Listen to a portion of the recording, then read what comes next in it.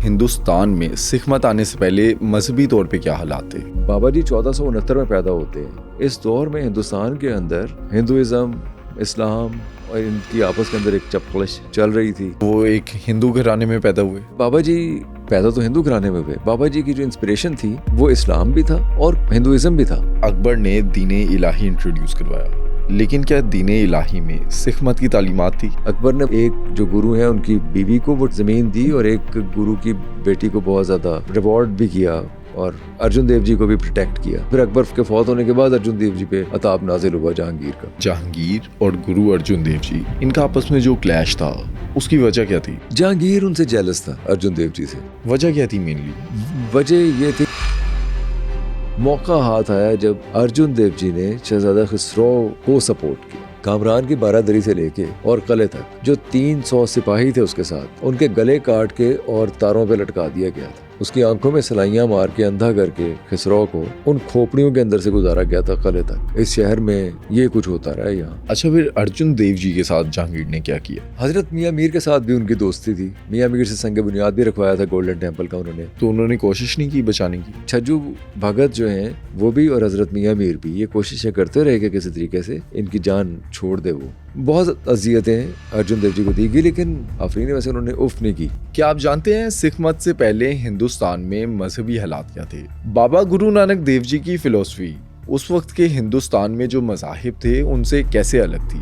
गुरु अर्जुन देव जी ने कौन कौन से शहर बसाए? बादशाह जहांगीर ने गुरु अर्जुन देव जी पर क्या क्या जुल्म किए? और सिख मत में गुरु अर्जुन देव जी की क्या क्या हिदमात हैं? ये सब जानिए आज के पॉडकास्ट में। सुनो पॉडकास्ट के 90% व्यूअर्स वो हैं जिन्होंने अब तक सुनो डिजिटल को सब्सक्राइब नहीं किया। अगर आपके ख्याल में मैंने आपको वैल्यूएबल कंटेंट दिया है तो अभी सुनो डिजिटल को सब्सक्राइब करें। ज़िशान भी, आज मैं आपसे समझूंगा गुरु अर्जुन देव जी का जो दौर था वो, लेकिन उससे पहले अगर मैं समझना चाहूँ हिंदुस्तान में सिख मत आने से पहले मजहबी तौर पे क्या हालात थे? मुझे अगर आप इजाज़त दें बरसम थोड़ा सा और पीछे चले जाते हैं। एक तो ये थ्योरी है जिसमें हमारे जो इंडियन हमारे दोस्त हैं वो एतराज़ भी करते हैं, जी साइंटिफिकली प्रूवन है कि एरियंस कहीं से नहीं आए थे, जो कुछ था यहीं हिंदुस्तान में था। चले हम मान लेते हैं थोड़ी देर के लिए, आर्गूमेंट से एक हम कह देते हैं कि जब एरियंस जब आए हैं हिंदुस्तान में तो वो अपने साथ ब्लॉन्ड सुर, अपनी नीली आंखें, अपने ख़ास हैत कज़ाई के साथ आए हैं, जो कि यहाँ के लोगों का इनकी हैत कज़ाई, इनकी जो शक्लें थी वो ज़रा फ़र्क थी। ये चपटे नाक वाले छोटे कद वाले लोग हुआ करते थे हिंदुस्तान के जो लोग थे। वो बाहर से आए या नहीं आए, लेकिन बहरहाल ये एक तख़सीस यहाँ थी लोगों के दरमियान। वो रोमांटिक लोग थे एरियंस। वो मज़ाहिर फ़ितरत के नगमे गाया करते थे। वो मुनाजात भी अगर करते थे या अगर वो अप्रिशिएट करते थे तो वो रक़्स करके सॉन्ग्स से, लिरिक्स के ज़रिए, गाने बजाने के ज़रिए वो इस तरह से अपने माफ़ी ज़मीर का इजहार करते थे फ़ितरत के साथ।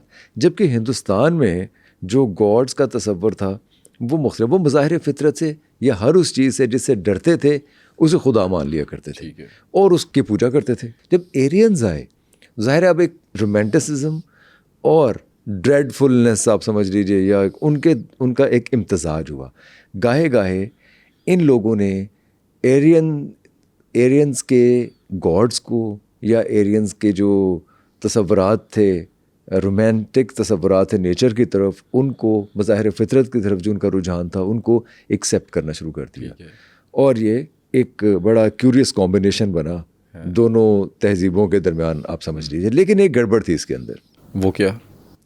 एरियंस ने इन लोगों को, जो मकामी लोग थे, वो एक्सेप्ट नहीं किया क्योंकि उनके अपने कुछ कोड्स थे जहाँ से, जैसे वो चार उनकी जो अपनी ज़ातें, एक तो उनके अपने अंदर भी थोड़ी तख़सीस थी, लेकिन इनको भी उन्होंने एक्सेप्ट नहीं किया। अच्छा, ये एरियंस आए कहाँ से थे?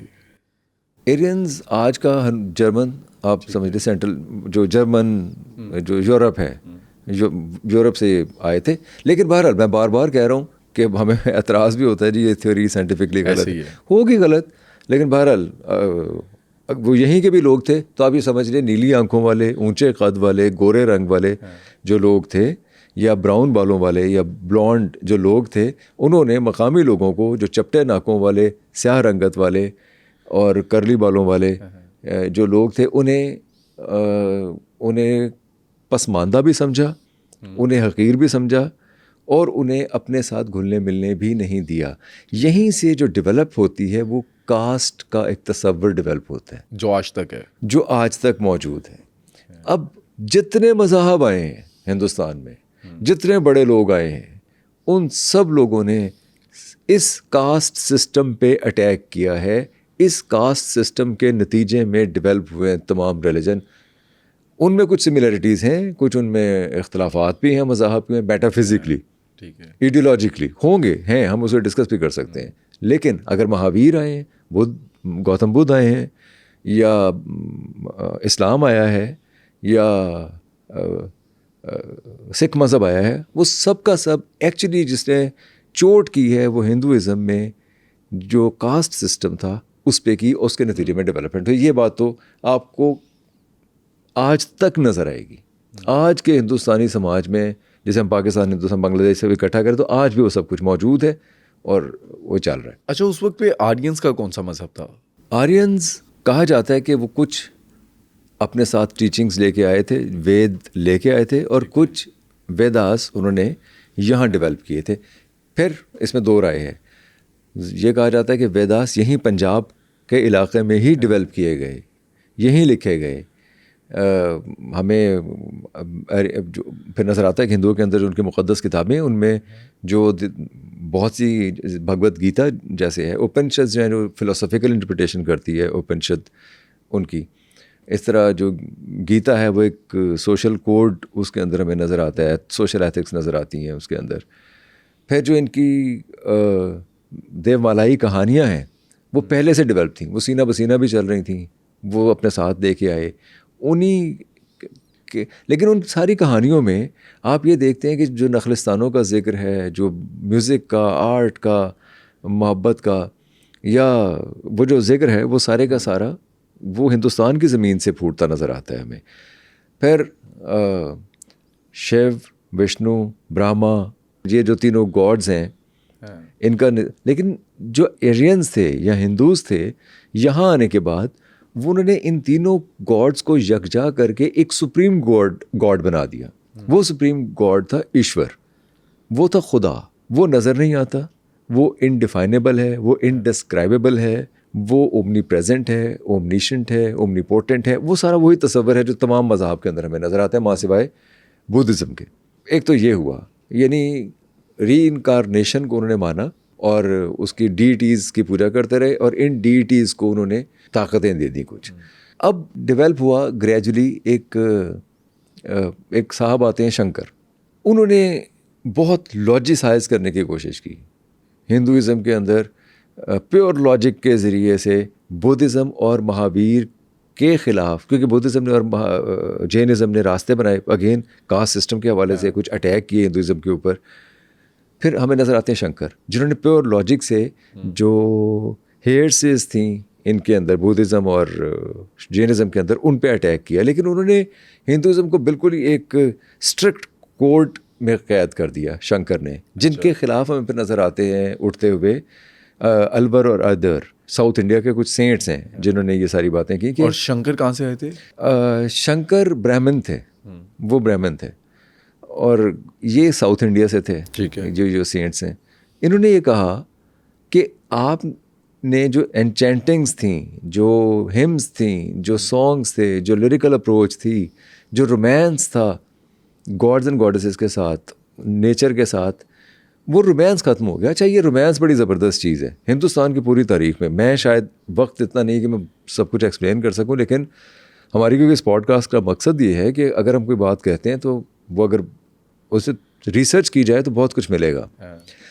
एक लफ्ज़ में अगर आप हिंदुस्तान के हर रिलीजन को क़ैद करना चाहें तो वो है रोमांस।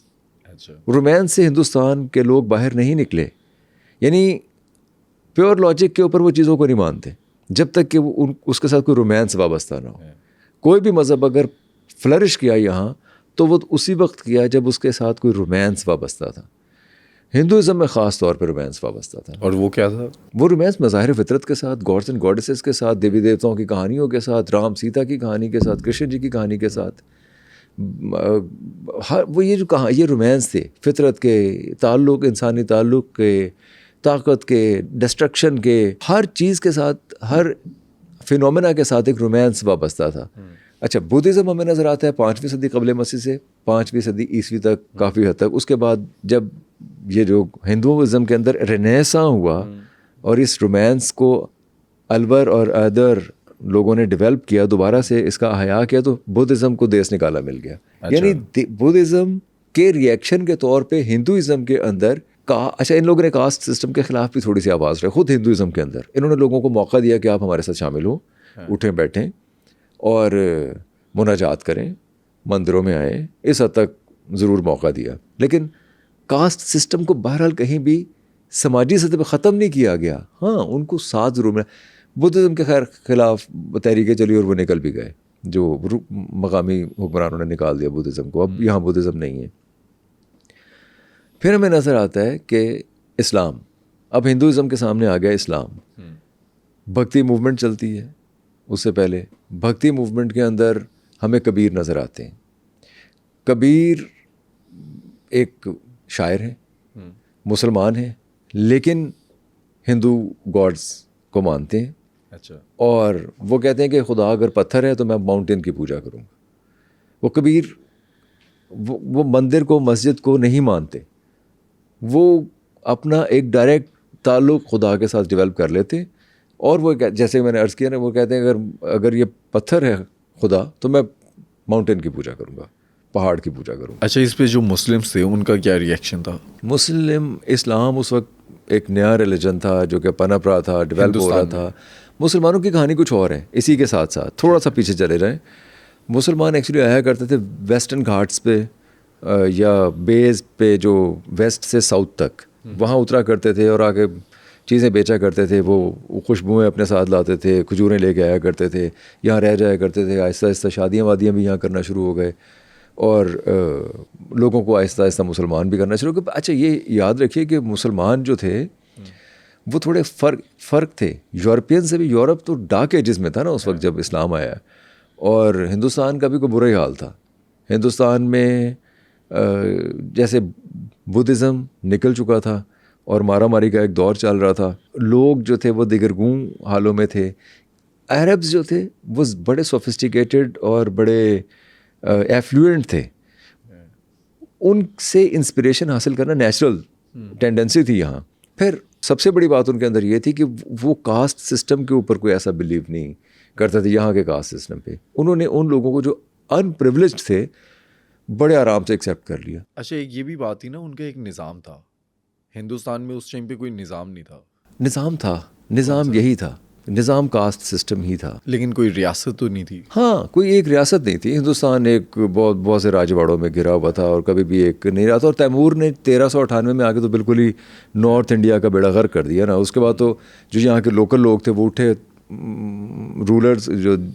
रूलर्स के ख़िलाफ़, और उन्होंने एक्सेप्ट ही नहीं किया। अपनी डेढ़ ईंट की अलहदा मस्जिदें बना ली और वो तो बिल्कुल मामला कुछ और हो गया। यानी बाबा जी 1469 में पैदा होते हैं। तो ये जो दौर था, इस दौर में हिंदुस्तान के अंदर बहुत ही जो छोटे छोटे राजवाड़े थे वो कायम थे, और हिंदुइज़्म, इस्लाम और इनकी आपस के अंदर एक चपकलश डेवलप हो चुकी हुई थी, चल रही थी। बहुत से अनप्रिविलेज्ड लोग जो कि हिंदुइज़्म से इस्लाम की तरफ आ रहे थे, वो मक्का तो नहीं जा सकते थे, वो गरीब लोग थे, जाते भी नहीं थे, वो यहीं। थोड़ा और बैकग्राउंड में अगर आए, हिंदुइज़्म और इस्लाम आपस में क्लैश क्या हो रहा था उस टाइम पे? ज़्यादा बड़ा क्लैश तो यही था कि इस्लाम अनप्रिविलेज्ड हिंदूज़ को अपने साथ मौका दे रहा था बैठने का, जो उनके लिए एक बहुत बड़ी प्रेस्टीज थी। तो वो क्लास जिसको इन्होंने बिल्कुल एक आउटकास्ट किया हुआ था, उसे इस्लाम ने कबूल किया। उन्हें प्रेस्टीज मिल रही थी, वो इनके साथ उठ बैठ रहे थे। इस्लाम के अंदर इंटर डाइनिंग, इंटर मैरिज, वो भी सारे तसव्वुरात मौजूद थे, जो कि हिंदुओं के अंदर तो बिल्कुल नहीं था और आज भी नहीं। बहुत हद तक नहीं है, ये नहीं कि सब में नहीं है, बहुत हद तक नहीं है। तो वो ये एक्सेप्टेंस बहुत ज़्यादा थी। लेकिन इस्लाम की वजह से जो बरगश्ता हुए वो लोग जो हिंदुइज़्म की तरफ कन्वर्ट हो रहे थे, वो जब हमले होते हैं मोहम्मद बिन कासिम की तरफ से, सिंध की तरफ से जब हमलावर आते हैं, उन्होंने आके उस पूरे प्रोसेस को जो कि बहुत ग्रेजुअली और खामोशी से डेवलपमेंट हो रही थी, इस्लाम फैल रहा था, उसको रिवर्स कर दिया। अच्छा। क्योंकि फिर वो जो अनप्रिविलेज्ड लोग थे, जो हिंदुओं की बहुत बड़ी एक आबादी थी, वो ज़ाहिर है जब आप लूट मार करेंगे या मारेंगे किसी को, उनके मंदिरों को तोड़ेंगे या उन्हें, तो वो आपसे कोई इंस्पिरेशन तो नहीं लेंगे, तो वो वापस हिंदुज़म की तरफ मुड़ना शुरू हो गया। तो ये एक टसल, ये एक लड़ाई ये चल रही थी मुसलसल, और इस दौरान में पैदा होते हैं बाबा गुरु नानक देव जी। अच्छा, वो एक हिंदू घराने में पैदा हुए? बाबा गुरु नानक देव जी एक हिंदू घराने में पैदा हुए, तलवंडी के। ठीक है। और लेकिन बाबा जी पैदा तो हिंदू घराने में हुए, बाबा जी की जो इंस्पिरेशन थी वो इस्लाम भी था और हिंदुइज़म भी था। लेकिन हिंदुइज़म में फिर वही बात मैंने बताया ना, एक फॉर्मूला है कि हिंदुस्तान में कोई भी मज़हब अगर डेवलप हुआ तो वो कास्ट सिस्टम की इल्स के ख़िलाफ़ डेवलप हुआ। तो बाबा जी भी सबसे ज़्यादा अगर किसी चीज़ के ख़िलाफ़ थे, ये जो तो वो उन्होंने कास्ट सिस्टम के हवाले से दिया। अच्छा, इस दौरान में भक्ति मूवमेंट, जैसे मैंने अर्ज़ किया कि शुरू हो चुकी थी, भक्ति मूवमेंट थी। भक्ति मूवमेंट में दरवाजे खोले गए, लोगों को अकोमोडेट किया गया, लेकिन भक्तियों ने लिप सर्विस ज़रूर की। अनप्रिविलेज्ड लोअर कास्ट हिंदूज़ थे, उन्हें इंटर डाइनिंग, इंटर मैरिज के लिए एनकरेज नहीं किया। हाँ, ये वो ज़रूर कहते थे कि जैसे ब्राह्मण कि आप हमारे हाथ से खाना लेके खा लो, हमारे साथ बैठ के नहीं खाना। शादी वादी को तो खैर कोई तसव्वुर ही नहीं था। तो ये आपने समझना कि भक्ति मूवमेंट एक सूफी मूवमेंट बज़ाहिर नज़र आती थी, लेकिन भगत ने एक्सेप्ट नहीं किया ट्रूली, जो कि हमें सूफियों में नज़र आता है। जब इस्लाम आया, इस्लाम के बाद सूफीज़म डेवलप हुआ, सूफीज़म भक्ति मूवमेंट और उसके साथ ही डेवलप हुआ। लेकिन सूफियों ने बरमला इजहार किया इस बात का, उन्होंने एक्सेप्ट किया अनप्रिविलेज्ड लोअर कास्ट हिंदूज़ को या जो भी लोग थे, और उन्हें अपने साथ इंटर डाइनिंग, इंटर मैरिज, हर चीज़, इस लिहाज से इस्लाम एक मॉडर्न रिलीजन था। अब हम जब ऐसी बातें करते हैं तो लोग कहते हैं ये पाकिस्तानी व्यू है, पाकिस्तानी बैठे बातें कर रहे हैं तो वैसी बातें करेंगे। ये हिस्ट्री और ये हमने नहीं लिखी हुई, ये खुद इंडियन हिस्टोरियंस हैं, हम उनके हवाले दे सकते हैं, उन्होंने लिखा हुआ है सब कुछ। अच्छा, ये जो सूफी मूवमेंट आई, उससे इस्लाम को क्या फ़ायदा हुआ उस टाइम हिंदुस्तान में? इस्लाम बहुत ज़्यादा फैला हिंदुस्तान में सूफियों की वजह से। आज भी आप ये बातें सुनते हैं ना, आज तक हमारे यहाँ के उच्चे बुर्ज लाहौर दे जिथे बलदे चार मिसाल, एक पासे दा दाता मालिक, एक दा माधो लाल, एक पासे मियाँ मीर दी बस्ती, एक पासे शाह जमाल, ये है ना, ये आज तक है, ऐसी है। इन सूफियों ने, ख़ास तौर पे हज़रत उस्मान अली अजवैरी ने और चिश्ती, सोहरवर्दी या नक्शबंदी, ये तमाम जो सिलसिले थे, इन्होंने हिंदुस्तान के अंदर बहुत ज़्यादा तरवीज की। मुसलमान, अच्छा सिर्फ मुसलमान ही नहीं बनाए, जो हिंदूज़ हैं वो भी इनको मानते थे। जैसे आज भी ख्वाजा मोइनुद्दीन चिश्ती, हज़रत निज़ामुद्दीन औलिया की दरगाह पे हिंदूज़ भी तो जाते हैं, वो जाते। ये एक्चुअली कैरेक्टर था हिंदुस्तान का। हम लोग कोशिश करेंगे कि बात समझाएं कि ये असल कैरेक्टर ये है हिंदुस्तान का, कि अगर एक सूफ़ी भगत या मोहब्बत का पैगाम देने वाला या जेनरस आदमी या इंसान की खिदमत करने वाला, वो चाहे मदर टेरेसा है, चाहे वो अब्दुल सत्तार ईदी हैं, चाहे वो सर गंगाराम है, चाहे मेलाराम है, चाहे ये वली औलिया हैं, ये इनके लिए हर एक की, हिंदू, मुसलमान, सिख, सबकी मोहब्बत एक जैसी। लेकिन या आगे जाके हमें नज़र आता है मुग़ल दौर में भी, और मुग़लों के बाद ब्रिटिश दौर में ख़ास तौर पे, कि अनफॉर्चुनेटली मज़हब की तक़सीम को शदीद किया गया और कम्यूनल ग्राउंड्स पे, मजहबी ग्राउंड्स पे मुनाफरत फैलाई गई हिंदुस्तान के अंदर।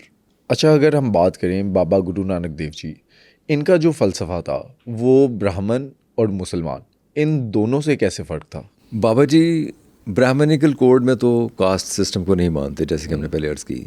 दूसरा एक बहुत कंट्रोवर्शियल बात है कि वो री इनकारनेशन को मानते हैं या नहीं मानते, क्योंकि ब्राह्मण तो मानते हैं लेकिन बाबा जी खुद नहीं मानते थे। आने वाले अगर उनके जो सक्सेसर्स हैं वो मानते हो तो और बात है, लेकिन री इनकारनेशन को बाबा जी नहीं मानते थे। अच्छा, इस बात का सोर्स क्या है? खुद सिख हिस्टोरियंस, मैंने अर्ज़ किया ना, आप कृष्ण सिन्हा को देख लें, खुशवंत सिंह को देख लें, सोहन लाल को देख लें, या हमारे यहाँ जो जदीद लिखने वाले सरदार बुटालिया हैं जो काम कर रहे हैं सिखिज़म पे बहुत ज़्यादा, यहाँ भी काम कर रहे हैं, हिंदुस्तान में भी काम कर रहे हैं, वो सब लोग यही मानते हैं कि बाबा जी इस चीज़ को नहीं मानते। और क्यों माने? क्योंकि कास्ट सिस्टम इनफैक्ट जाके मिलता ही रीइंकार्नेशन के साथ है।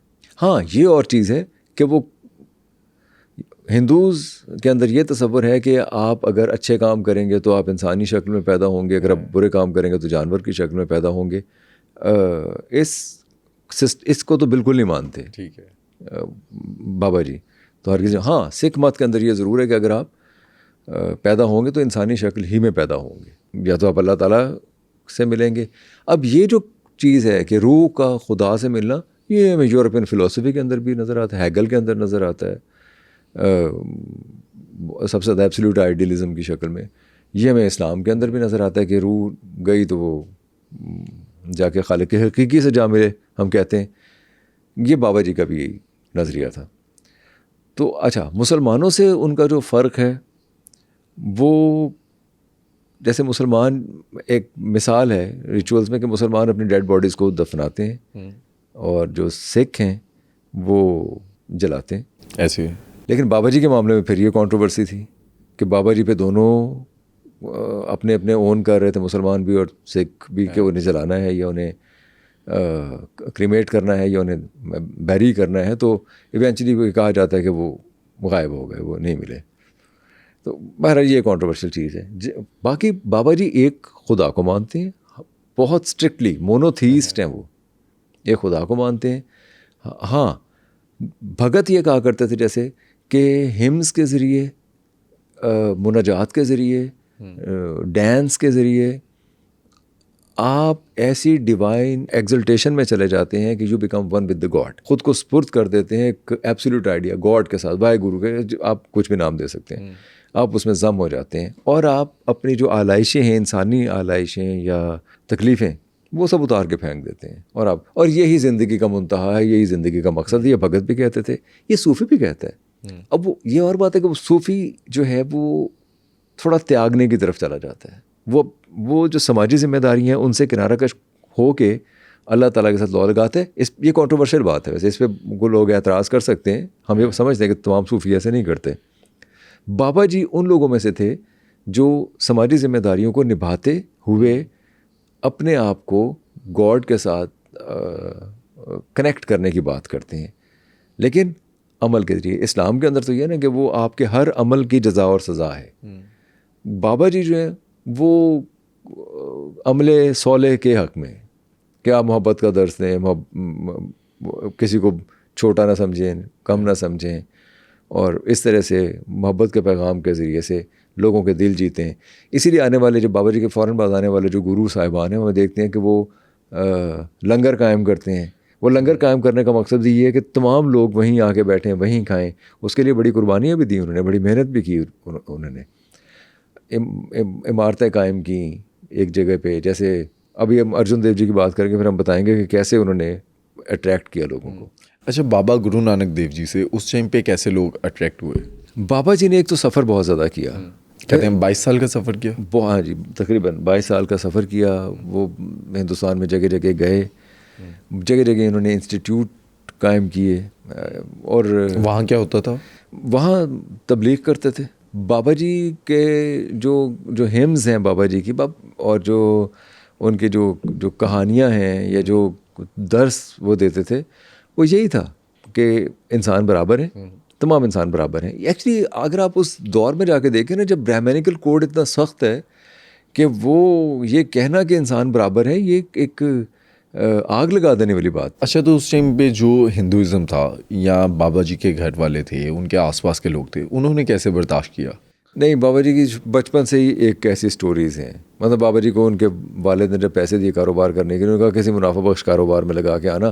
तो बाबा जी जाके किसी ज़रूरतमंद को दे के आ गए। तो उन्होंने कहा किधर के पैसे? उन्होंने कहा जी वो आपने कहा था मुनाफा बख्श, इससे बड़ा मुनाफा बख्श कारोबार और क्या हो सकता है कि मैंने अल्लाह के साथ कारोबार कर लिया। ये नहीं। तो ये ऐसी बातें हैं बाबा जी की।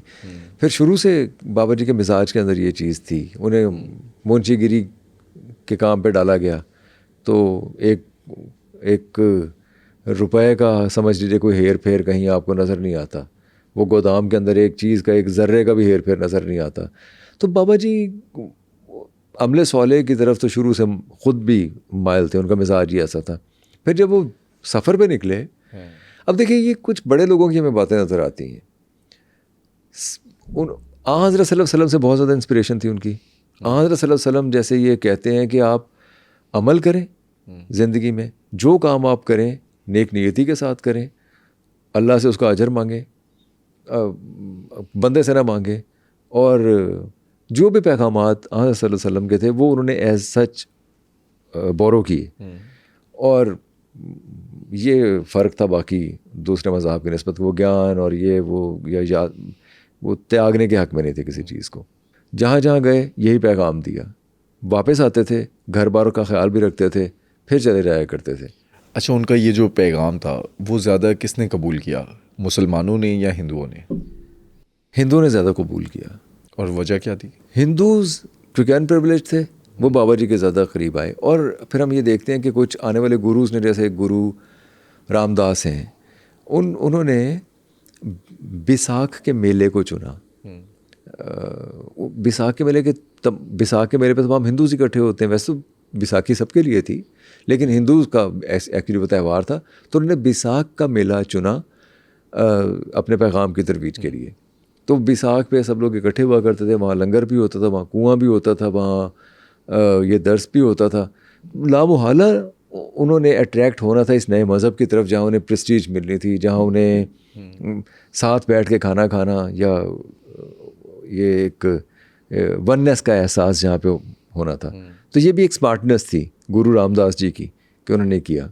हमें गुरु अंगद नज़र आते हैं। गुरु अंगद जो पहले बाबा जी के बाद जो दूसरे गुरु थे, उन्होंने जो सबसे बड़ा कारनामा ये किया, उन्होंने गुरुमुखी ईजाद की। यानी ब्राह्मण का एक और भी मामला था ना, वो संस्कृत जो है वो ब्राह्मण को ही आती थी, जो टीचिंग थी वो सिर्फ ब्राह्मण ही कर सकते थे। तो ब्राह्मण ने अपने आप को अलूफ बहुत किया हुआ था। गुरु अंगद ने ये किया कि 37 लेटर्स लिए बाबा जी की जो शायरी है वहाँ से, और कुछ दूसरी ज़बानों से लेके उन्होंने गुरुमुखी लैंग्वेज एक बनाई, इंट्रोड्यूस करवाई।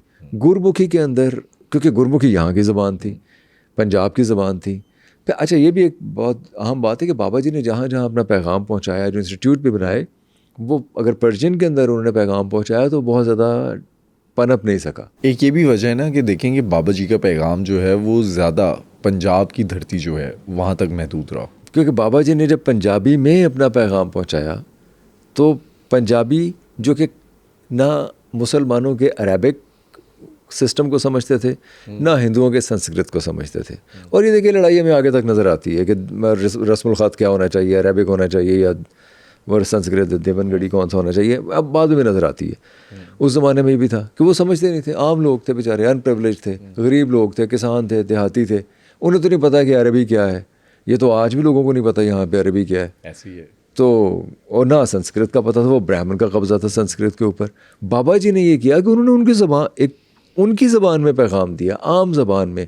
उनके जो श्लोक हैं, उनके जो भजन हैं, उनके जो मुनाजात हैं, वो आम ज़बान में आम लोगों के दिल तक जाती हैं।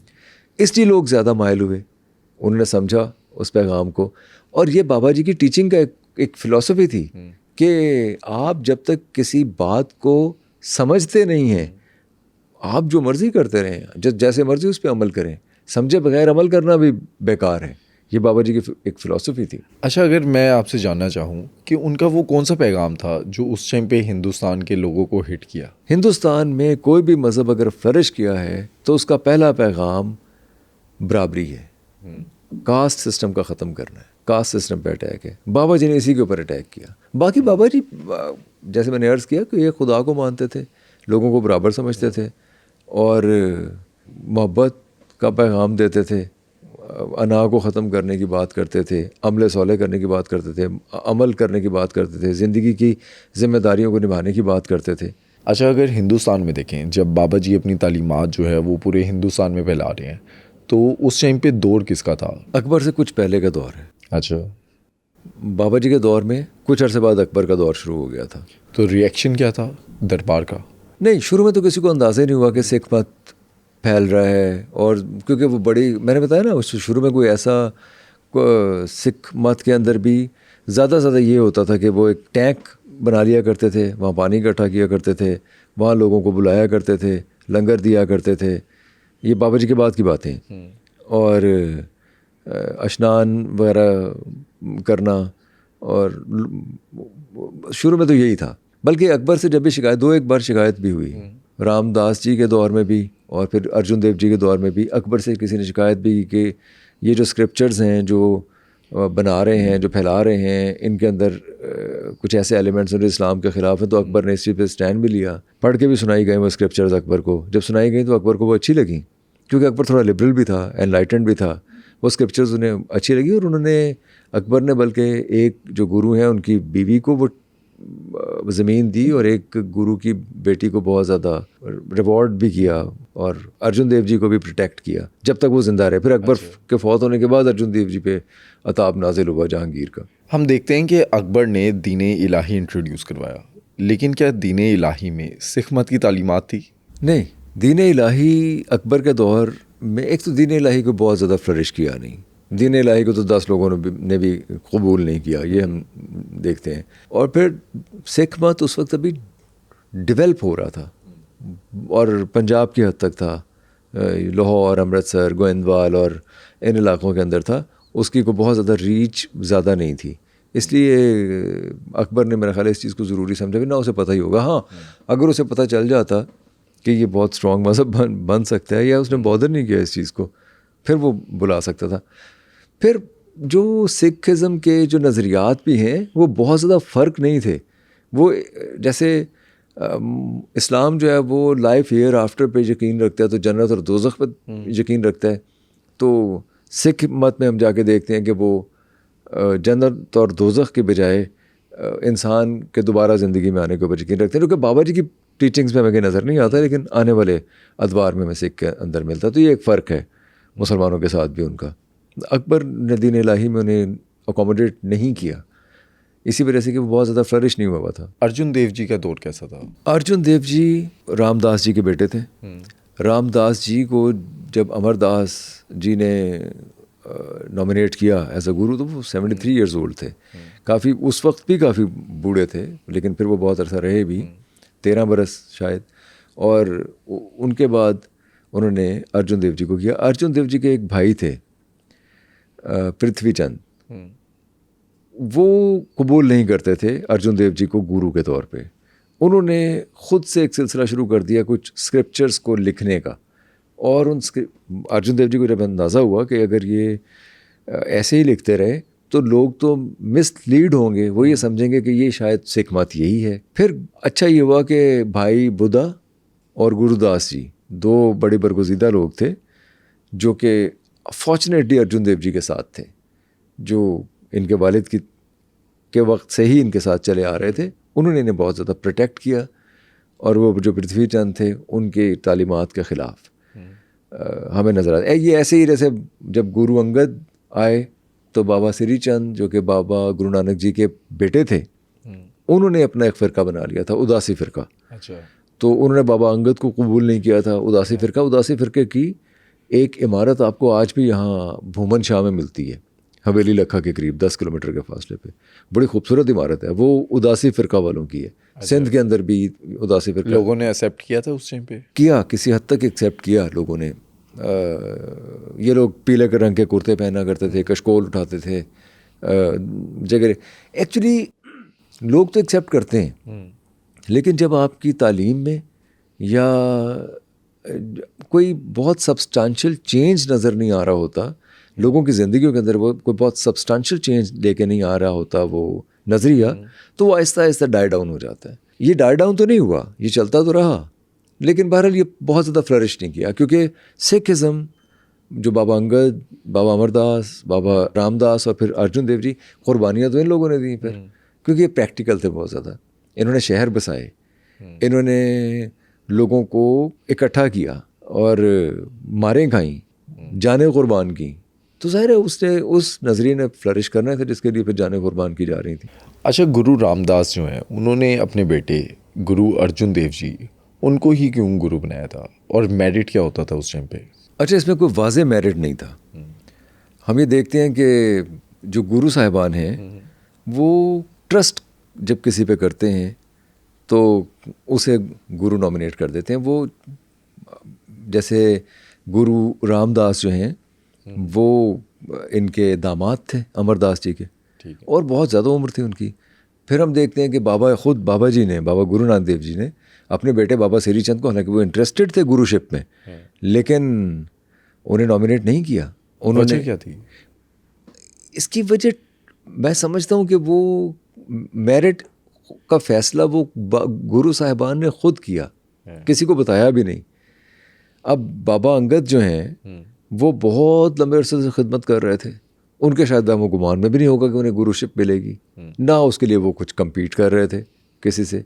ख्याल तो ये थे कि बाबा श्री चंद होंगे या, लेकिन उन्होंने बाबा अंगद को किया, क्योंकि अब इसमें लियाकत का भी एलिमेंट हो सकता है, इसमें आपकी जो टीचिंग्स हैं उनको लेके चलने की बात भी हो सकती है, इसमें आपका सोशल मैलान जो आपकी मोहब्बत या आपके जो लोगों को कैसे जोड़ते हैं ये भी हो सकता है, गर्ज़ का एलिमेंट भी शामिल हो सकता है। मतलब इनमें सब चीज़ें शामिल थी कि जो गुरु साहिबान हैं वो गुरु को नॉमिनेट करते हैं, वे उसी को करेंगे जिस पे वो ट्रस्ट करते हैं कि ये सब जो चीज़ों को लेके चलने वाला शख्स होगा। और हमें किसी भी गुरु की खुदा न खास्ता गलत नहीं नज़र आई, यानी फैसला उनका, कोई भी फैसला, जो फैसला उन्होंने किया इवेंचुअली वो मेरिट ही पे नज़र आया। ये भी हुआ कि कुछ लोग गुरु बनना ही नहीं चाहते थे या उन्होंने कभी इजहार भी नहीं किया था इस चीज़ का, जैसे गुरु तेग बहादुर जी थे, लेकिन जब उनके ऊपर जिम्मेदारी पड़ी तो फिर उन्होंने करके दिखाया। इसका मतलब है कि उनके अंदर जो जौहर था उस जौहर को पिक कर लिया था गुरु साहब ने कि ये शख्स लेके चल सकता है, हमारी पूरे सिख मत को लेके चल सकता है। अच्छा, जो गुरु अर्जुन देव जी थे, 5वें गुरु, उन्होंने कौन कौन से शहर बसाए? गुरु अर्जुन देव जी ने एक तो चक रामदास जो बाद में फिर अमृतसर बना, ठीक है, और फिर गोल्डन टेम्पल की बुनियाद और ये सब कुछ, और फिर तरन तारा और फिर करतारपुर, ये शहर अर्जुन देव जी ने बसाए थे। शहर बसाने का एक तरीका यही था कि वो एक हौज़ बना दिया करते थे, पानी ही असल ज़रूरत थी, पानी इकट्ठा किया करते थे, हौज़ बनाया करते थे, उसके इर्द गिर्द आहिस्ता आहिस्ता ताजरों को भी कहा करते थे कि आप आएँ, कोई दुकान खोलें, कोई बिज़नेस करें। उस बिज़नेस से, उस पैसे से वो लंगर चलाया करते थे। लंगर को चलाने से आप अपनी जो टीचिंग्स हैं, एक तो कम्युनली लोग वननेस का तजुर्बा किया करते थे, यानी वो किसी भी फ़िरके से हैं, किसी भी मसलक से हैं, किसी भी मज़हब से हैं, वहाँ आएंगे वो लंगर करेंगे। अच्छा, ये लंगर का निज़ाम जो है ये गुरु अर्जुन देव जी ने स्टार्ट किया? नहीं, लंगर का निज़ाम तो हमें नज़र आता है बाबा अमरदास जी से।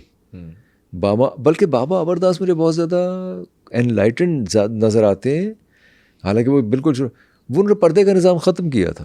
हमने किसी और पॉडकास्ट में डिस्कस भी किया था कि ये जो पर्दे का निज़ाम है बेसिकली ये हिंदुओं से आया था, हिंदू राजपूतों से, जो जब हमले हुआ करते थे राजस्थान में तो अपनी औरतों को बचा नहीं पाते थे, उन्हें बहुत बर्बरियत का मुजाहरा किया जाता था उनके साथ, उन ख़वातीन के साथ, तो वो अपनी औरतों को छुपा के रखते थे।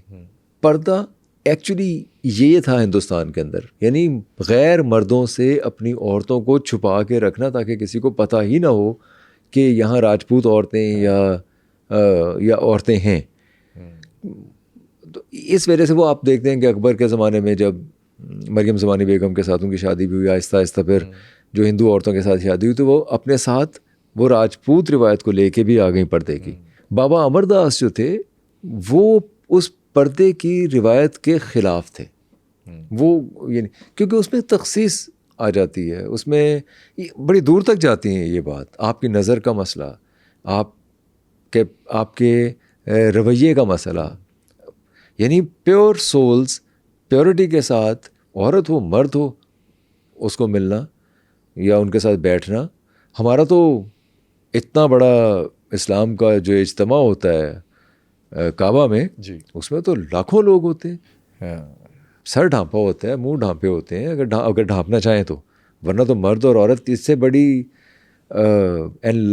एनलाइटमेंट और क्या होगी इंसानों के लिए कि इतना बड़ा इज्तिमा है और वहाँ पर्दे का वो रिवायती तस्वर नहीं है जो हमें हिंदुस्तान के जो अंदर नजर मुंह आता है। ढांपने का है, जो हिंदुस्तान में हम देखते हैं।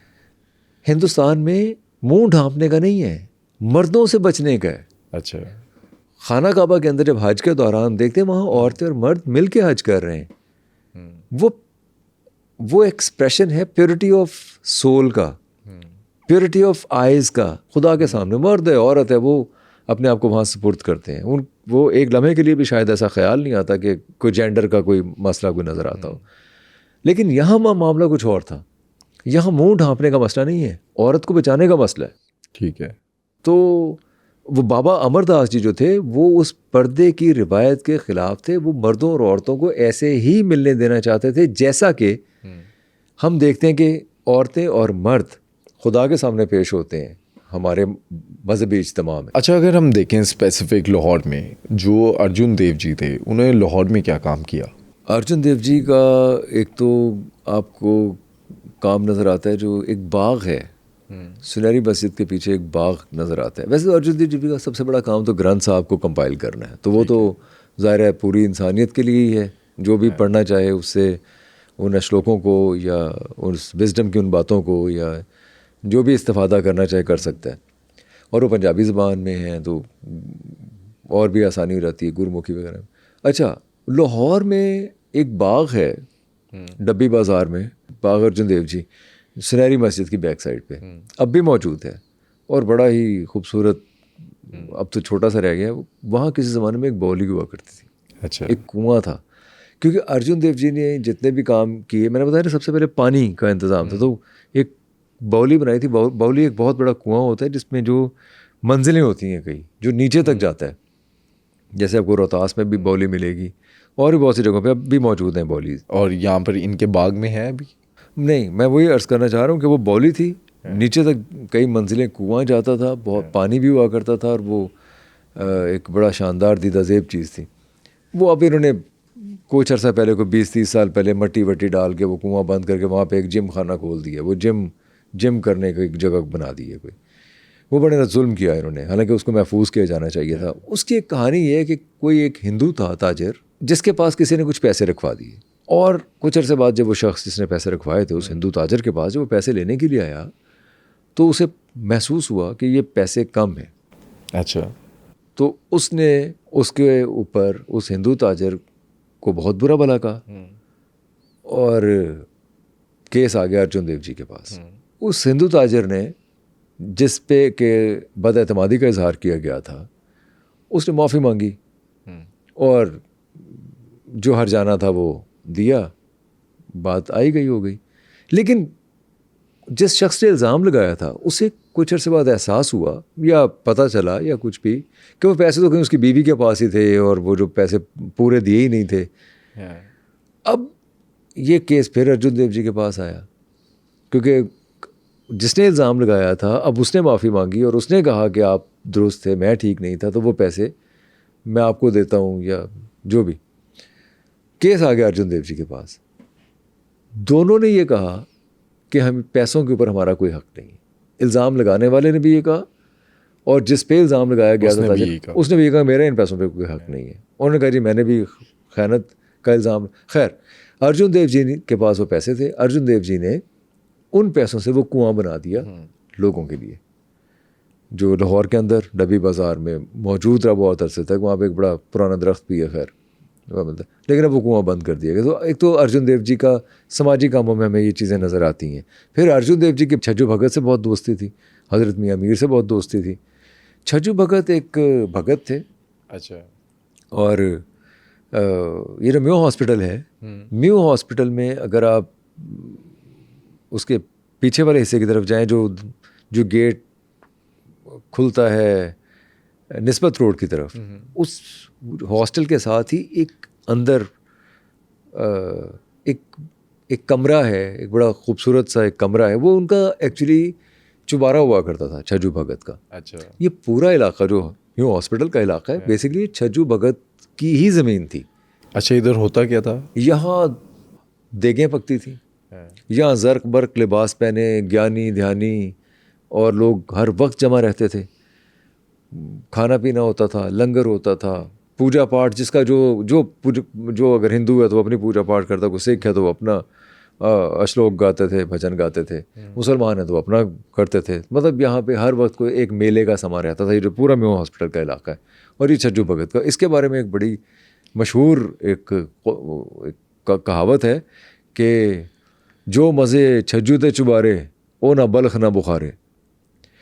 बल्ख और बुखारे तक जाया करते थे ये ताजर, हिंदुस्तान से तिजारत करने के घर से बल्ख जाया करते थे, बुखारा जाया करते थे, फिर आगे अफ़गानिस्तान से गुजर के। तो वो ज़ाहिर है वो इलाके बहुत खूबसूरत होंगे, उस ज़माने में भी खूबसूरत होंगे, लोग वहाँ की तारीफ़ें करते होंगे। लेकिन छज्जू भगत के चुबारे में या उस जगह पे ऐसा मेले का समा रहता था कि लोग कहते थे जो मज़ा यहाँ है वो बल्ख और बुखारे में भी नहीं। अच्छा, तो इसलिए छज्जू भगत दोस्त थे अर्जुन देव जी के। अच्छा, गुरु रामदास जी वो भी लाहौर से थे? बिल्कुल, गुरु रामदास जी लाहौर से थे। अगर आप ये मस्ती गेट से अंदर जाएं कश्मीरी बाज़ार की तरफ, तो कश्मीरी बाज़ार में उनका गुरुद्वारा भी है। हाँ। गुरुद्वारा गुरु रामदास जी, वो इनके वालिद थे अर्जुन देव जी के, लाहौर से ही थे वो। अगर हम बात करें जहांगीर और गुरु अर्जुन देव जी, इनका आपस में जो क्लैश था उसकी वजह क्या थी? जहांगीर उनसे जेलस था अर्जुन देव जी से। वजह क्या थी मेनली? वजह ये थी कि एक तो उनका असर रसूख बहुत बढ़ रहा था। वो अपने बाप के ज़माने से भी देख रहा था कि बाप की बड़ी नवाज़ियात थी उनके ऊपर, अर्जुन देव जी पे। और उस ज़माने में भी अर्जुन देव जी की शिकायत हुई कि जो स्क्रिप्चर्स लिखे जा रहे हैं वो शायद इस्लाम के ख़िलाफ़ हैं। अकबर ने टेकअप भी किया इस मसले को, लेकिन जब अकबर ने सुना तो बड़ा मुतासिर हुआ अर्जुन देव जी से और उन्हें बहुत ज़्यादा मराहत भी दी, बल्कि कहीं कुछ माफ़ भी करवा दिया, अगर किसी के ऊपर कोई लगान वगैरह तो माफ़ भी करवा दिया था। तो वो सब कुछ देख रहा था और अर्जुन देव जी से ख़ाइफ था बहुत ज़्यादा। फिर उसके दरबार में कुछ ऐसे लोग थे, फिर उस ज़माने में कुछ ऐसे इंटेलेक्चुअल्स थे जिनके बारे में कहा जाता है कि वो भी कान भरते रहे दरबारियों के और जहांगीर के। तो एक, लेकिन ये जो बादशाह वो हर वक्त ये कोशिश करता रहता है कि कहीं से भी उससे ज़्यादा आगे कोई बढ़ ना जाए। तो अर्जुन देव जी क्योंकि बहुत पॉपुलैरिटी हासिल कर रहे थे, इसलिए वो उनसे जेलस था। मौका हाथ नहीं आ रहा था। मौका हाथ आया जब अर्जुन देव जी ने शहज़ादा खसरो को सपोर्ट किया। और वो पहुंचा कैसे? शहज़ादा खसरो तो अर्जुन देव जी से आशीर्वाद लेने के लिए पहुंचा। एक वो तो हुआ भी ये कि जाके जब खड़ा भी हुआ वो अगर आप सिख हिस्ट्री पढ़ें तो वो तो बताते हैं कि अगर वो शहज़ादा खसरो ना भी होता, कोई और आम आदमी भी होता, अगर वो कहीं सफ़र पे जा रहा होता और वो मिलने के लिए आता अर्जुन देव जी से, तो उन्होंने वही सैफ़रॉन जो है उसका मार्क उसके माथे पे बना देना था, जैसे कि खसरो के माथे पे बनाया, ताकि प्रोटेक्शन रहे रास्ते में, उनका बाल बीका ना हो, अपने मकसद में कामयाब हो जाएं, ये था। लेकिन बहरहाल जहांगीर की जो पॉलिसीज़ थी, या जहांगीर का जो रवैया था, या जो जहांगीर का जो तौर तरीके थे, मेरा ख्याल है कि अर्जुन देव जी को वो पसंद भी नहीं होंगे। और ये यकीनन अर्जुन देव जी शहज़ादा खसरो को समझते होंगे कि वो अहल है बादशाहत के, जैसे अकबर था, और अकबर पसंद भी करता था। एक्चुअली जो जहांगीर था वो खसरो से जेलस भी था अपने बेटे से, क्योंकि अकबर खसरो को पसंद करता था। और ये समझा जा रहा था जहांगीर के आने से पहले, जो कोई जहांगीर तो शराबी कबाबी टाइप आदमी था ना, और ये समझा जा रहा था कि खसरो ही अगला बादशाह होगा अकबर के बाद। लेकिन बन जहांगीर गया तो उसके बाद ज़ाहिर है उसने उन तमाम लोगों को ज़ेर अताब लेके आना था जो कि चैलेंज कर रहे थे उसकी पोजीशन को। उनमें उसका अपना बेटा भी था। ये कामरान की बारादरी आपने देखी होगी रावी के अंदर। कामरान की बारादरी से लेके और किले तक जो 300 सिपाही थे उसके साथ, खसरो के साथ, उनके गले काट के और तारों पे लटका दिया गया था। और उसको उसकी आंखों में सलाइयाँ मार के अंधा करके खसरो को उन खोपड़ियों के अंदर से गुजारा गया था किले तक। इस शहर में ये कुछ होता रहा है यहाँ मुग़लों के दौर में। ये जहांगीर ने किया था, जड़ा सब तो ज़्यादा शराबी कबाबी है ऐसी जिन्होंने पता नहीं सी होता मैं रात कितने तस्वीर कितने है नहीं। यानी ताकत के ऊपर या अथॉरिटी के ऊपर या अपनी पोजीशन के ऊपर कोई कॉम्प्रोमाइज़ नहीं। बादशाह उसने कहा बादशाह का कोई रिश्तेदार नहीं होता। जब खसरो को अंधा किया और बाद में इलाज भी करवाता रहा, बाद में इलाज की होने से बाद नहीं करता बेचारे। अच्छा, अकबर भी अपनी बादशाहत में इस तरह से धुता जैसे जहांगीर था? नहीं, अकबर को ऐसे चैलेंजेस का सामना नहीं करना पड़ा। उसको औलाद की तरफ से या ख़ानदान की तरफ से या उस अपनी डायनेस्टी के अंदर से तो उसे चैलेंजेस नहीं थे दरपेश, लेकिन उसको बाहर से ख़तरे बहुत ज़्यादा थे और उन ख़तरों से वो निपटता भी रहा बहुत हद तक। हाँ, अलबत्ता हम देखते हैं कि हुमायूं के दौर में कामरान मिर्ज़ा, जो कि हुमायूं का भाई था यानी बाबर का बेटा, ये कामरान मिर्ज़ा और अस्करी मिर्ज़ा 2 भाई थे गुलबदन बेगम से, और इन्होंने एक्चुअली हुमायूं को टिकने नहीं दिया। हुमायूं जब चला गया ईरान और ईरान से वापस आया तो अफ़गानिस्तान गया, उसने वो बल्ख और काबुल और कंधार इसके ऊपर जब चढ़ाई की तो कामरान मिर्ज़ा ने एक्चुअली ये बारादरी बनवाई थी, जिसे कामरान की बारादरी कहते हैं, जो कि दरिया रावी के अंदर मौजूद है। जिन्होंने अकबर को कैद भी किया था, जिन्होंने अकबर को कैद किया शील्ड के तौर पे, जब तीर बरसाए जा रहे तो शील्ड के तौर पे हुमायूं के ख़िलाफ़ इस्तेमाल करने की कोशिश की, हमला ना करे। अकबर उस वक्त छोटा था। कामरान मिर्ज़ा और उसके भाई अस्करी मिर्ज़ा ने मुसलसल साजिशें भी की हुमायूं के ख़िलाफ़। कम अज़ कम मुग़ल दौर के जो मौरख़ीन हैं, कम अज़ कम वो तो यही लिखते हैं, क्योंकि लाहौर के अंदर भी एक मीटिंग हुई जिसमें यह तय पाया कि हिंदल मिर्ज़ा, कामरान मिर्ज़ा, अस्करी मिर्ज़ा और हुमायूं चारों भाई बैठे और ये तय पाया कि हुमायूं को सपोर्ट करेंगे शेर शाह सूरी और उसकी औलाद सलीम शाह के ख़िलाफ़, लेकिन इन्होंने सपोर्ट नहीं किया। जब जब हुमायूं को ज़रूरत पड़ी कामरान मिर्ज़ा की, उसने दगा ही दिया और इवेंचुअली फिर उसने गुरीला जंग लगाते हुए हिंदल मिर्ज़ा को कत्ल कर दिया, जिसकी वजह से फिर तय पाया कि अब इसको सज़ाए मौत दे देनी चाहिए पकड़ के किसी भी तरीके से, क्योंकि वो छुप गया था जाके पहाड़ों के अंदर, अफ़गानों के साथ मिल गया था। सलीम शाह के पास भी गया, वो सलीम के साथ भी, शेर शाह सूरी के बेटे के पास भी गया हाथ मिलाने के लिए, लेकिन उसने कोई ज़्यादा लिफ्ट नहीं करवाई कामरान मिर्ज़ा को। तो ये जो बारादरी है कामरान मिर्ज़ा की बनाई, वो कामरान मिर्ज़ा है जिसके आंखों में फिर सिलाइयाँ फेर के अंधा कर दिया गया था। तो वो ये 2 शहज़ादे थे, कामरान मिर्ज़ा और खसरो, जिन्हें मुग़ल हुकूमतों में अंधा किया गया। कामरान को अंधा करके फिर उन्होंने मक्का भेज दिया। कामरान की जो बीवी थी वो उसके साथ गई, जो कि उसका जो ससुर था वो रोकता रहा कि बीवी को कि ना जाए इसके साथ, लेकिन वो उसने बड़ी वफा की, उसके साथ गई, वहाँ जाके फौत हो गया बहरहाल वो। अच्छा, फिर अर्जुन देव जी के साथ जहांगीर ने क्या किया? जहांगीर ने बहुत ही बुरा सलूक किया, बल्कि जो सलूक जहांगीर ने किया उसकी वजह से सिख मत के अंदर मैं ये समझता हूँ कि एक रद्द अमल पैदा हुआ। वहाँ वेपन्स का इस्तेमाल, घोड़ों का, घुड़सवारों का, मिलिटेंसी का, अगर हम कह सकें तो मिलिटेंसी का या जंग लड़ने का, बदला लेने का। वैसे सिख इस बात को नहीं मानते कि बदला कभी लिया, लेकिन बहरहाल ऑर्गेनाइज़ किया लोगों को जुल्म के ख़िलाफ़। आप उसे बदला कह रहे हैं, जुल्म करें लोगों, ये ट्रेंड अर्जुन देव जी के बाद से शुरू हुआ, क्योंकि फिर गुरु गोबिंद से ये सिलसिला शुरू हो गया था। अर्जुन देव जी पे बहुत जुल्म ढाए गए। इसकी एक कहानी भी है छोटी सी। हज़रत मियाँ मीर के साथ भी उनकी दोस्ती थी। मियाँ मीर से संग बुनियाद भी रखवाया था गोल्डन टेम्पल का उन्होंने। तो उन्होंने कोशिश नहीं की बचाने की? उन्होंने की कोशिश। अर्जुन देव जी बड़े खुददार थे।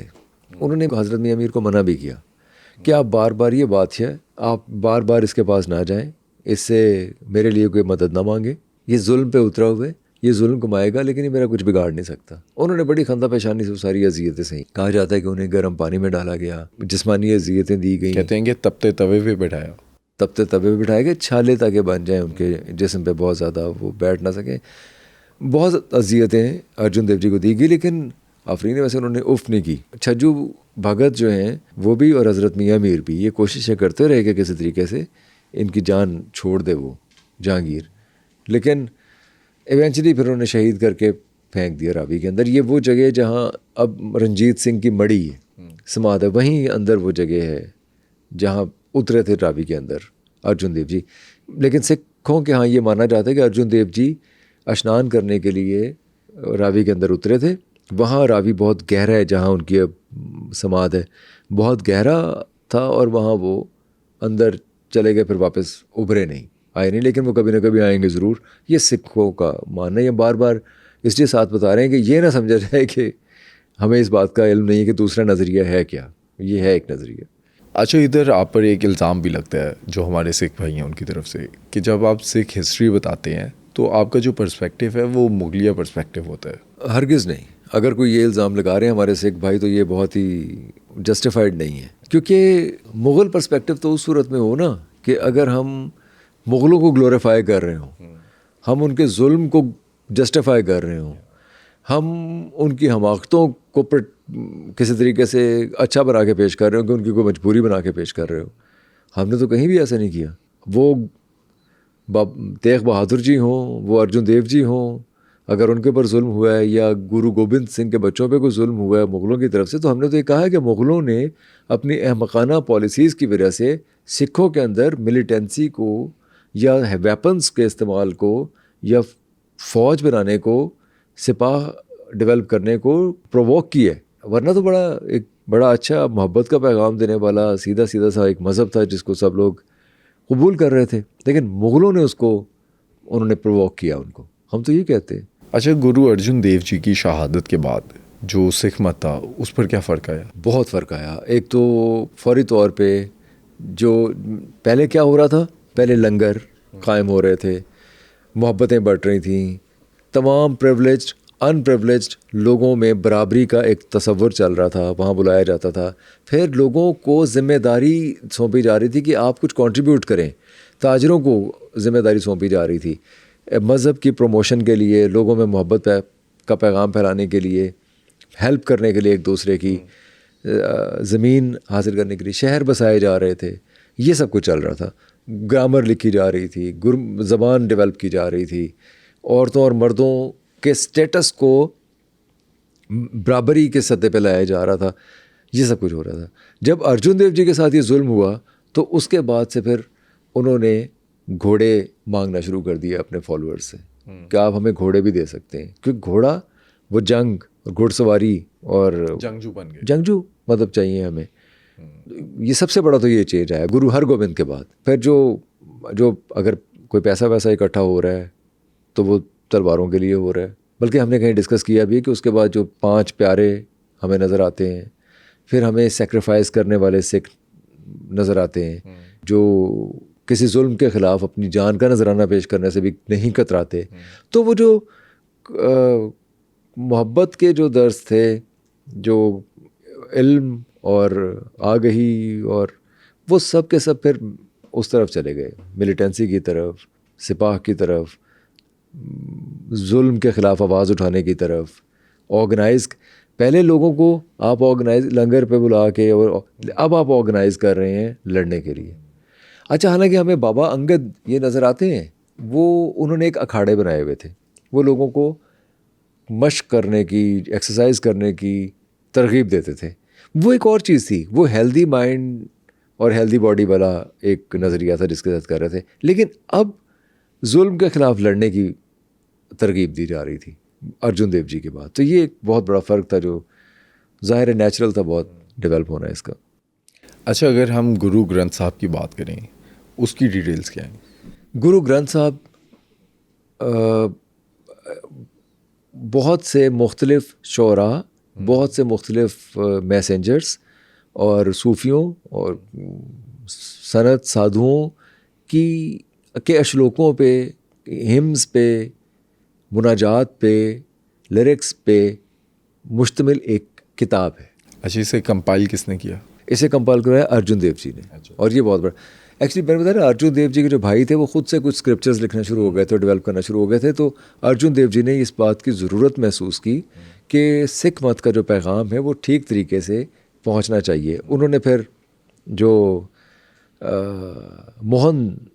मोहनदास जी हैं, बाबा मोहनदास, उनसे कहा कि आपके पास अगर जो लिखी हुई हैं हिम्स या स्क्रिप्चर्स या कोई लिरिक्स लिखे हुए हैं तो आप मुझे दें। तो उन्होंने मिल के फिर इस चीज़ को डेवलप किया इन्होंने। और गुरु ग्रंथ साहब में ये चीज़, उसके अंदर 51 ऐसे लोग हैं जो गैर सिख हैं। अच्छा। और चौरा हैं, उनका कलाम शामिल है गुरु ग्रंथ साहब। उनमें मुसलमान हैं? उनमें मुसलमान भी शामिल है, मुसलमानों का कलाम भी शामिल है। तो गुरु ग्रंथ साहब इस लिहाज से एक बड़ी मुक़द्दस और बड़ी एक एनलाइटनिंग किताब है। अच्छा, ये गुरु ग्रंथ साहब को साहब क्यों कहते हैं? एक्चुअली आखिरी जो गुरु थे, गुरु गोबिंद जी, उन्होंने गुरुशिप को ख़त्म कर दिया था। हमने एक्चुअली जो भी डिस्कशन की ना पहले, उसमें हमने गुरु के कॉन्सेप्ट को डिस्कस नहीं किया। बाबा गुरु नानक देव जी से ही गुरु का कॉन्सेप्ट चलता आ रहा है, जो हमारे यहाँ सूफीज़म में आके या उस ज़माने में फिर मुर्शद का एक कॉन्सेप्ट है। तो ये भगतियों का भी यही कॉन्सेप्ट था कि वो गुरु होना एक ज़रूरी है। ये बाबा जी भी ये कहा करते थे। तो ये, लेकिन गुरु गोबिंद ने गुरुशिप को ख़त्म कर दिया आके। उन्होंने गुरु ग्रंथ के अंदर वो सब कुछ कंपाइल कर दिया जिसकी के ज़रूरत होती है किसी से भी पूछने की। मकसद तो गुरु से इंस्पिरेशन लेना था ना, मकसद तो ये था कि गुरु से एनलाइटन हो, सब कुछ सीखें, कोई रास्ता या कोड या कोई, तो वो सारा कुछ उन्होंने कंपाइल कर दिया उसके अंदर, गुरु ग्रंथ साहब के अंदर, और उसे इसलिए साहब कहना शुरू कर दिया कि साहब एक तो तकदीस की अलामत है, दूसरा साहब कहने का मतलब है कि ये भी हमारे गुरु ही हैं। गुरु ग्रंथ ये गुरु ही हैं, जो किताब है ये गुरु ही है। गुरु अर्जुन देव जी वो भी शायर थे? हाँ, गुरु अर्जुन देव जी की तो बड़े बहुत बहुत उम्दा शायर थे। बल्कि गुरु अर्जुन देव जी की शायरी के बारे में तो कहा जाता है कि उनकी जो शायरी थी ज़बान सदेआम हुआ करती थी, यानी लोगों बड़ी जल्दी उसे कबूल कर लिया करते थे, लोगों के होंठों पे उनके अश्लोक रहा करते थे। अच्छा, गुरु अर्जुन देव जी की जो तालीमात थी वो आज प्रैक्टिकल लाइफ में सिखों में हमें नज़र आती है? गुरु अर्जुन देव जी का सबसे बड़ा कारनामा तो ये है कि उन्होंने कंपाइल की ग्रंथ साहब। अच्छा। और उसे सभी सिख हजरात जो हैं वो मानते हैं, उनके लिए एक मुक़द्दस किताब है वो गुरु हैं उनके। फिर आप ये देखिए कि सिख जो मज़हब है वो फ्लरिश कर रहा है, वो डेवलप हो रहा है, और वो पंजाब से निकल के गो के वो सेटलर्स हैं, जो लोग यहाँ से गए, आप यूरोप में, अमेरिका में, हर जगह बहुत शानदार गुरुद्वारे देखते हैं। उन गुरुद्वारों के अंदर पाठ होता है, श्लोक पढ़े जाते हैं, लंगर हैं, लंगर की रिवायत अब तक कायम रखी हुई है, आप यूके में या अमेरिका में हर जगह देखते हैं।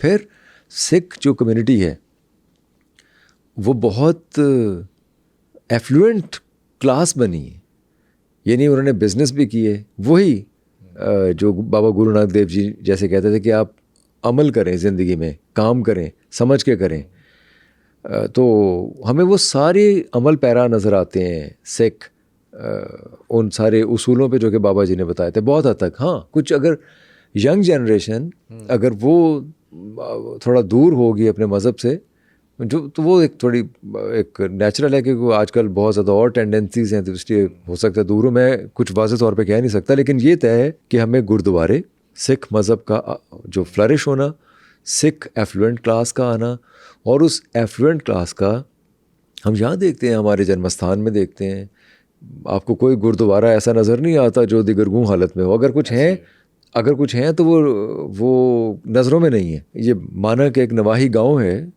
लाहौर के पास, यहाँ एक गुरुद्वारा है जो कि दिगरगूं हालत में है, लेकिन वो बार बार हम तवज्जो भी दिलवा रहे हैं, लोग कह रहे हैं। इस तरह भाई फेरू के अंदर एक गुरुद्वारा है, फिर एक गुरुद्वारा राजा जंग के पास एक बहुत खूबसूरत गुरुद्वारा है। इन सब गुरुद्वारों को, फिर दूनी चंद का गुरुद्वारा है, अगर आप मोची दरवाज़े से जाएं तो दूनी चंद का गुरुद्वारा है, जो कि थोड़ी दिगरगूं हालत में, मेरा ख्याल है कि गाहे गाहे ये सब और ख़ूबसूरत और अच्छे होते रहेंगे, इन पे नज़र नहीं है।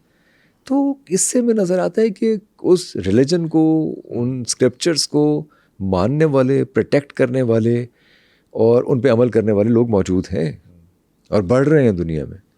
अच्छा ज़ीशान भाई, अगर हम अपना Q&A का सेशन करें, हमने लास्ट एक प्रोग्राम किया गांधी जी की जो गलतियाँ, जो इंडियन हिस्टोरियन उनको गलतियाँ कहते हैं, उस पर आप पे एतराज़ आया कि जो आपने गांधी जी की गलतियाँ बताई वो गलतियाँ हैं जो RSS वो बताते हैं।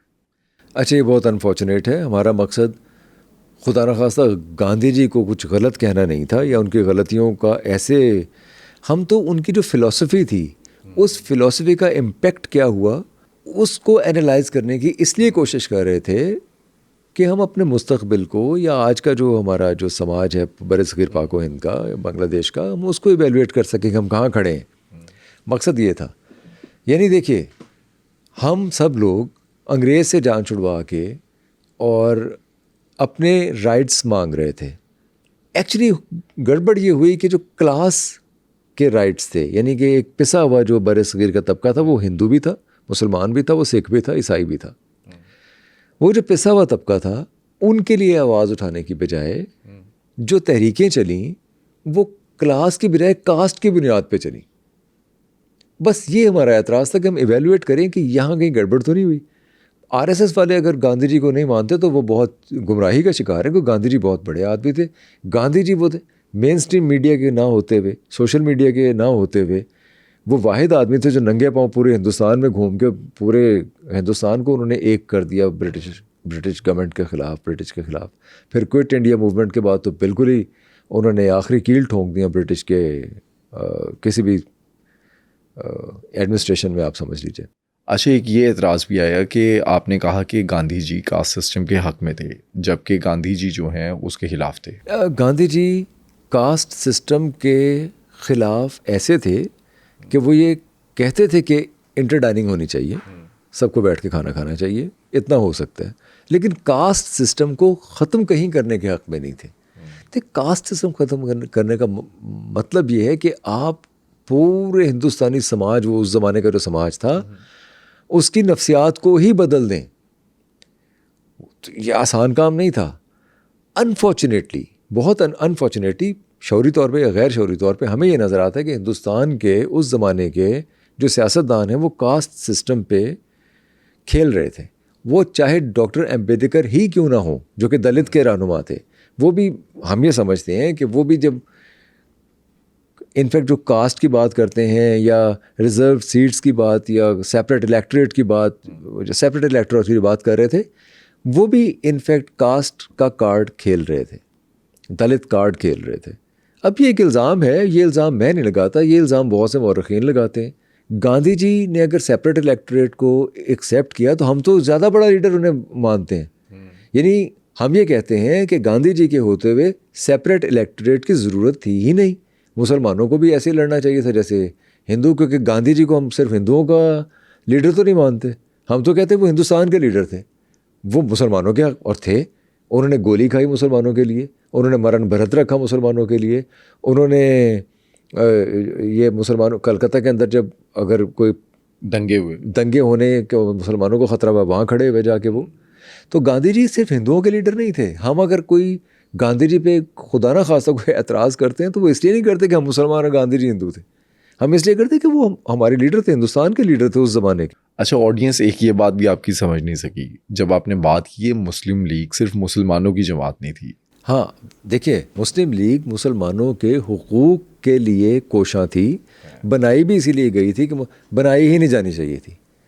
मुस्लिम लीग, कांग्रेस, हिंदू, मतलब जैसे कांग्रेस को प्रीडोमिनेंटली कहा कि वो हिंदुओं की जमात है, मुस्लिम लीग को कहा कि मुसलमानों की। इनफैक्ट इस बात को समझने की ज़रूरत है, अब तो हम ये डिस्कस कर रहे हैं कि मुग़लों के दौर से चलता आ रहा है कास्ट सिस्टम, मुग़लों के दौर से कम्युनलिज़म चलता आ रहा है, मुग़लों के दौर से चलता आ रहा है ये जो रिलीजियस डिवाइड चलती आ रही है। तो यहाँ तो ज़्यादा बड़े एनलाइटेंड लोग थे जो बाहर के पढ़े, गांधी जी साउथ अफ्रीका से पढ़े हुए थे, हिंदुस्तान से पढ़े हुए थे, मोहम्मद अली जिन्ना साहब, कायदे आज़म साहब वहाँ से पढ़े हुए थे, इंग्लैंड से। पंडित जवाहरलाल नेहरू बहुत पढ़े लिखे आदमी थे। मतलब गैलेक्सी ऑफ लीडर्स। इनको तो ये चाहिए था कि ये मज़हब की बुनियाद पे उस तकसीम को ख़त्म करके क्लास की बुनियाद पे एक ऐसा मुआशरा कायम करते जहाँ जो इंसाफ पे और बराबरी पे होता, मुआशी बराबरी पे कायम होता, जिसके लिए कि भगत सिंह भी कोशिश कर रहे थे। उनकी कोशिश जैसी भी थी, वो रिवोल्यूशनरी थे, रेडिकल थे, एक्सेप्टेबल नहीं थे, वो और बात है। लेकिन बहरहाल नज़रिया ये था कि अंग्रेज़ को भगाएं, एक हेल्दी प्रॉस्परस मुआशरा कायम करें जहाँ शख्सी तौर पे हर मज़हब को आज़ादी हो, जैसे मर्जी अपने मज़हब को फॉलो करे। लेकिन यहाँ डिवाइड ही मज़हब की हो गई। उससे हुआ क्या? उससे जो गरीब, डाउन ट्रॉडन, पिसा हुआ जो तबका था, चाहे वो हिंदू था चाहे मुसलमान था, वो बेचारा रांदा दरगाह हो गया।